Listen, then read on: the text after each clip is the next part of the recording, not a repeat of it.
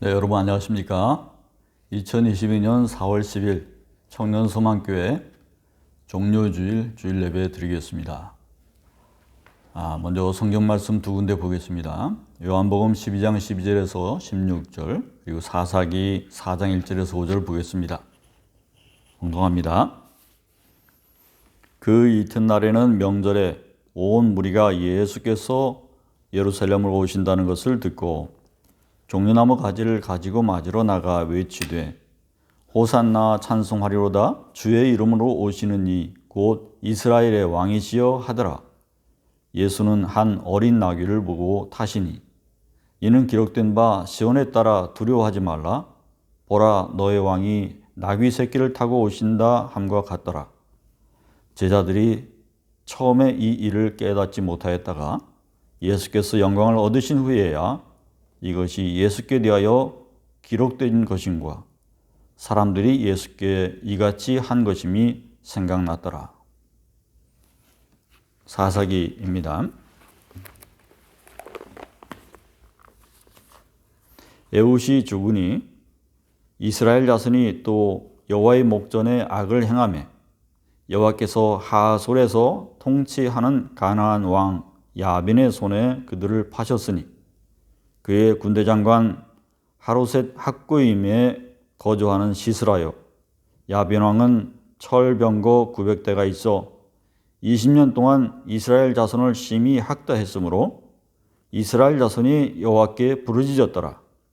그때에 라비도스의 아내 여선지자 드보라가 이스라엘의 사사가 되었는데 그는 에브라임 산지 라마와 베델 사이 드보라의 종려나무 아래 거주하였고 이스라엘의 자손은 그에게 나아가 재판을 받더라. 아멘.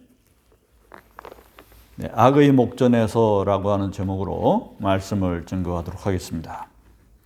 오늘은 부활절 한 주 앞둔 종료주일입니다. 종료주일은 예수님의 예루살렘 입성 시에 군중들이 예수님을 맞이하면서 종려나무 가지를 흔들었다고 해서 생겨진 이름입니다. 군중들은 호산나 찬송하리로다 주의 이름으로 오시는 이 곧 이스라엘의 왕이시여 이렇게 외쳤습니다. 그들이 예수님에 대해서 어떠한 특징을 발견한 사람이 있었던 것입니다. 그것은 바로 어린 나귀 새끼에 대한 것이었습니다. 시온에 따라 크게 기뻐할지어다 예루살렘에 따라 즐거이 부를지어다 보라 네 왕이 네게 임하나니 그는 공의로우시며 구원을 베푸시며 겸손하여서 나귀를 타시나니 나귀 새끼 나귀의 작은 것 곧 나귀 새끼니라. 아멘. 그 예언이 이루어지고 있었던 것입니다.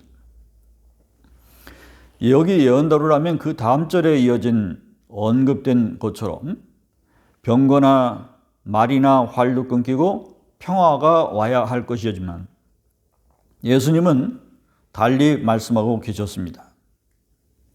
가까이 오사 성을 보시고 우시며 이르시되 너도 오늘 평화에 관한 일을 알았다면 좋았을 뻔하였거니와 지금 네 눈에 숨겨졌도다. 이어서 뭐라고 말씀하셨냐면 날이 이를지라 내 원수들이 토둔을 쌓고 너를 둘러 사면을 가두고 또 너와 및 그 가운데 있는 네 자식들을 땅에 메어치며 돌 하나도 돌 위에 남기지 아니하리니 이는 내가 보살핌을 받는 날을 알지 못함을 인함이라 하시니라. 아멘. 말씀대로 로마군이 70년에 세 군데 토벽을 쌓으면서 성을 함락해 들어왔으며 요세푸스에 의하면 그날에 110만 명이 학살당하고 9만 7천 명이 노예가 되었다. 그래서 나중에 콜로세움을 짓기도 하고 검투사가 되어서 서로를 죽이면서 죽어가기도 했다. 그런 것입니다. 한편 남은 유대인들은 마사라에까지 쫓겨서 3년 동안 거기서 저항하다가 집단 자결하는 것으로 끝이 나게 되었습니다. 그래서 예수님은 곧 닥칠 일을 아시고 우시면서 눈에 그 평화가 숨겨졌다. 다시 말해서 지금 이루어지는 평화가 아니다. 이렇게 말씀을 하신 것입니다. 그 평화는 어떻습니까? 지금도 숨겨져 있습니다. 왜입니까? 첫째는 이스라엘이 예수님을 받아들이지 못하고 배척했기 때문에 그 벌을 받는 것입니다. 이스라엘은 하나님과 성민을 관계를 맺었죠. 그래서 그들은 계약 관계에 있었습니다.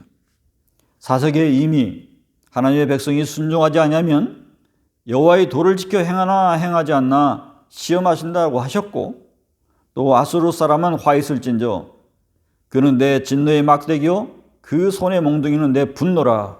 내가 그를 보내어 경건치 아니하는 나라를 치게 하며, 아수르 때를 예를 들었지만은 이방 민족들을 머물러 두신다고 하신 것은 그들을 통해서 벌하실 때 쓰신다고 하시는 것이었습니다.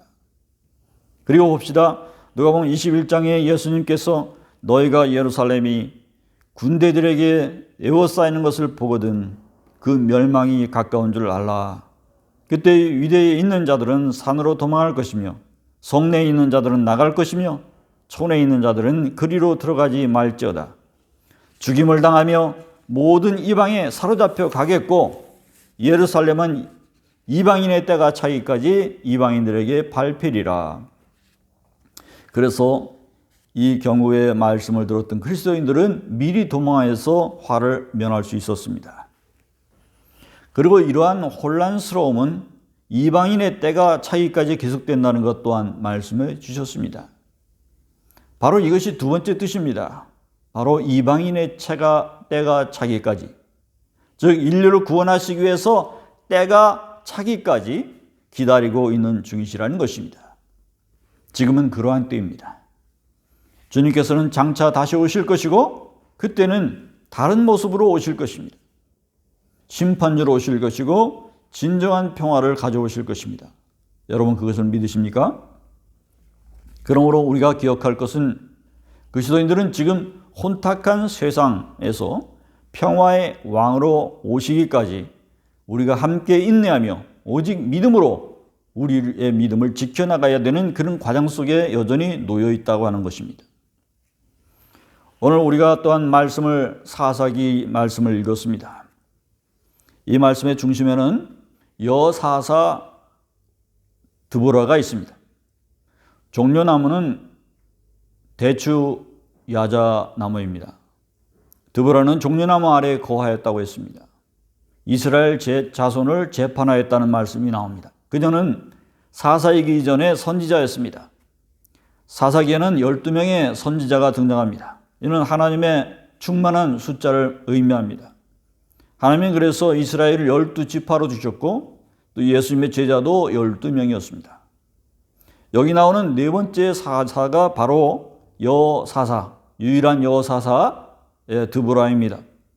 그 드보라 역시 하나님의 계획대로 하나님의 역사하심을 보여주기 위한 중요한 인물로서 들어 쓰여지고 있는 중이라는 것을 우리가 먼저 기억해 둘 필요가 있습니다. 드보라의 이름은 꿀벌입니다. 이는 말하다, 선포하다, 약속하다 라고 하는 의미를 가지는 다발에서 유래된 말입니다. 즉 말씀을 묵상하고 선포하는 사람이라는 거예요. 그래서 종려나무 아래에서 거주했습니다. 종려나무는 대추 야자가 열린다고 그랬죠. 그들은 꿀이라고 불렀습니다. 그러니까 벌이 꿀과 함께 있다. 가장 이상적인 형태죠. 그럴 때에 어떠한 일이 벌어질 것인가? 사사가 정의치하게 될 때 어떠한 일이 이루어질 것인가를 암시해 주고 있습니다. 내게 이르되 인자야 내게 주는 이 두루마리를 네 배에 넣으며 네 창자에 채우라 하시기에 내가 먹으니 그것이 내 입에 달기에 꿀 같더라. 아멘. 이처럼 하나님의 말씀에 충만해 있을 때의 사사 드보라가 하나님의 훌륭한 쓰임을 받지 않겠습니까? 하나님의 오랜 기도를 응답받아서 하나님께 대한 오랜 기도에 응답받아서 드디어 쓰임 받는 시점에 이르렀습니다. 당시의 대적 가나안 왕은 야빈 왕이었어요.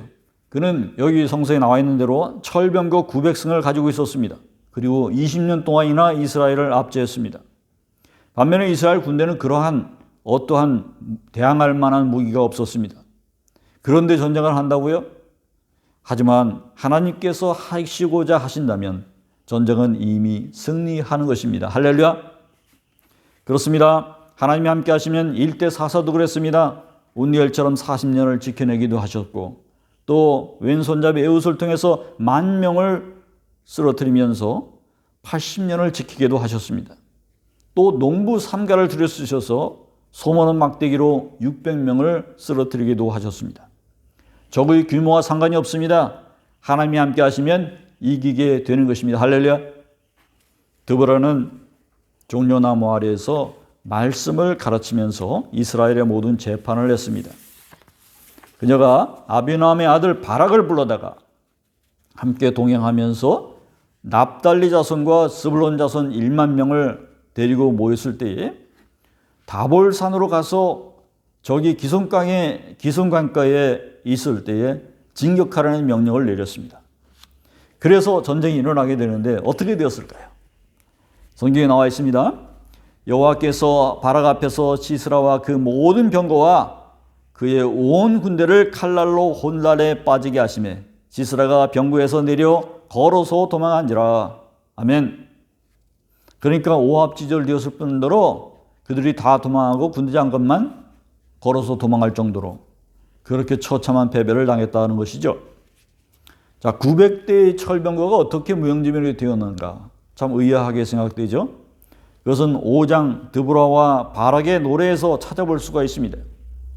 지금 우크라이나에서 생긴 라스푸티차처럼 자연재해가 때에 맞춰 일어날 때에 그것은 하나님의 크신 역사함을 입을 수 있습니다.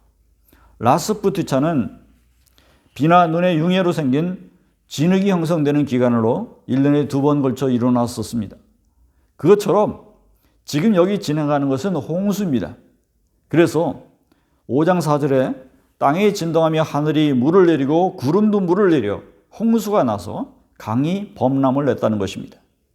21절에 기슭강을 그 무리들과 함께 표류하도록 범람시켰습니다. 할렐루야. 이스라엘 자손의 손이 가나안 왕 야빈을 점점 더 눌러서 마침내 가나안 왕 야빈을 진멸하였더라. 할렐루야. 우크라이나도 이 정의의 하나님께서 함께 하시고자 한다면 러시아에서 분명히 앞서서 해방되어서 승리를 안겨주실 것입니다. 이것을 믿으십니까? 드보라는 선지자이고 예언자입니다. 그는 이 모든 과정과 또 적장 시스라가 어떻게 죽는다는 것까지 보고 있었습니다. 한 여인의 손에 의해서 관자놀이에 말뚝이 박혀 죽게 되는 것까지 내다보게 된 것입니다. 그녀는 경건하고 전투에서도 협력하는 지도자였습니다. 그녀는 환경이나 적의 규모와 어떠한 그것을 따지기보다 하나님은 오로지 바라보고 섬겼습니다. 그래서 하나님께만 바라볼 때 전쟁의 승리를 가져오게 된 것입니다. 그녀는 하나님의 영이 함께 하셨습니다. 적이 아무리 말아도 그녀를 이길 수 없었던 비결이었습니다. 그녀에게 이 전쟁 승리와 함께 40년 동안의 평안을 하나님께서 안겨주셨습니다. 할렐루야. 자, 우리도 그렇습니다. 우리가 누구를 의지해야 될까요? 우리가 악의 목전에서 누구를 의지해야 됩니까? 오직 하나님 한 분밖에 없습니다. 여러분, 악의 목전에 설 때에 어떠한 마음가짐으로 서야 되겠습니까? 두려움 없이 하나님의 군사의식을 가져야 된다 하는 것입니다. 어떠한 환경이나 어떤 장비나 어떠한 비대칭 전력이 따지고 두려워할 일이 아니라 그 끝에서 이기게 하시는 하나님만을 바라봐야 될 줄로 믿습니다. 이스라엘도 전국에는 예수님께서 다시 오실 때 이러한 승리를 안겨주실 것이 예언되어 있습니다. 오늘 종려주일에 드보라의 종려나무 아래에 거주하였던 드보라, 이러한 표현이 된 것을 알 수 있어요? 이것이 얼마나 특별한 표현입니까? 우리가 보통 그런 표현을 안 쓰죠. 어떻게 종려나무 아래 거주하는 누구누구. 이것은 굉장히 상징적인 것입니다. 종려나무는 축복이고 그리고 말씀 가운데 거했다는 것을 의미합니다. 사사기의 많은 사사들처럼 사사 드보라가 최후 승리자로 오실 예수님의 그림자로 비춰지고 있는 것입니다.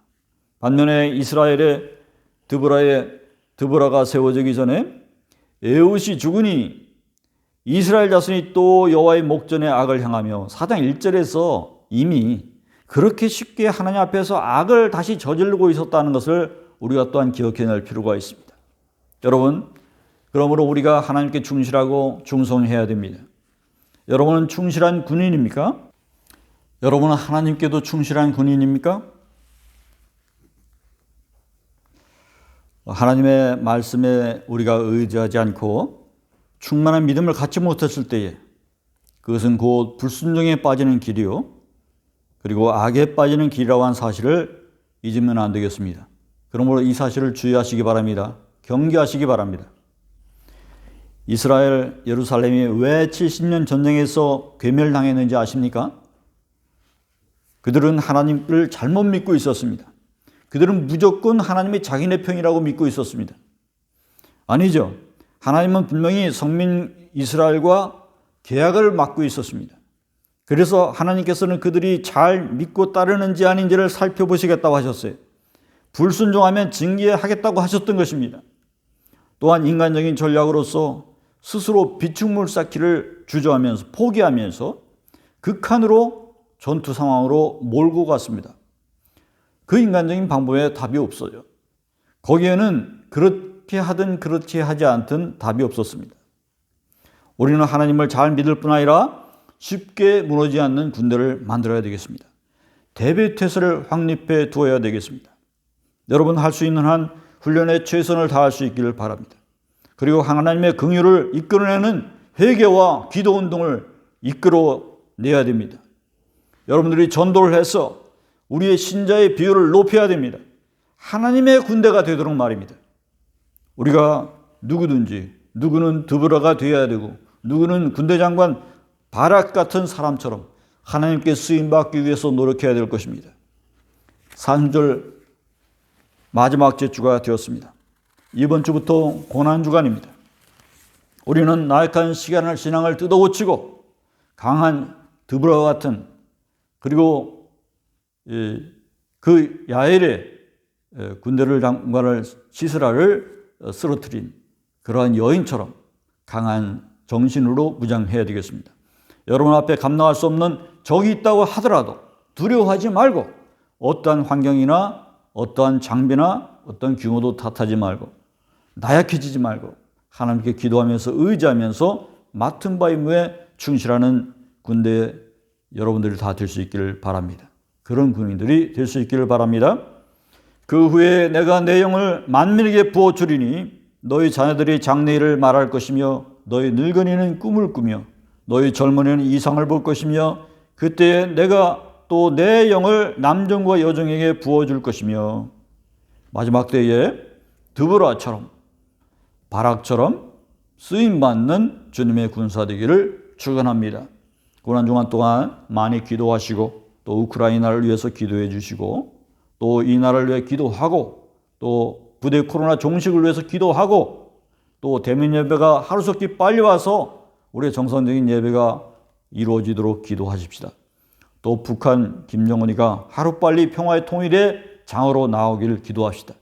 우리가 기도하자고 했던 것처럼 우리 부대 출신 신우 중에서 우리 하나님의 선교 사업을 일으키는 귀한 사업가가 또한 나올 수 있기를 기도하십시다.